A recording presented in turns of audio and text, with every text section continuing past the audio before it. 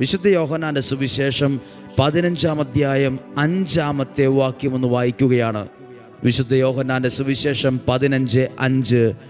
ഞാൻ മുന്തിരിവള്ളിയാണ്, നിങ്ങൾ അതിൻ്റെ ശാഖകളാണ്. ദൈവവചനം ശ്രദ്ധിച്ചുകൊണ്ടിരിക്കുന്ന എന്നോടും നിങ്ങളോടും പറയുന്ന വാക്കാണ്. ഒരു മുന്തിരിവള്ളി ശാഖയും പോലെയാണ് ദൈവത്തിൻ്റെ വചനം കേൾക്കുന്ന നിങ്ങൾ ഓരോരുത്തരും. ദൈവത്തോടുള്ള ബന്ധം അതുപോലെ ഒട്ടിയാണ് നിൽക്കുന്നത്, ചേർന്നാണ് നിൽക്കുന്നത്. അങ്ങനെ നിന്നിട്ട് എന്തെങ്കിലും ഗുണമുണ്ടോ? അങ്ങനെ നിന്നതുകൊണ്ട് എനിക്ക് നന്മയാണോ? അങ്ങനെ നിന്നതുകൊണ്ട് എൻ്റെ പ്രശ്നങ്ങൾക്ക് പരിഹാരമാകുമോ?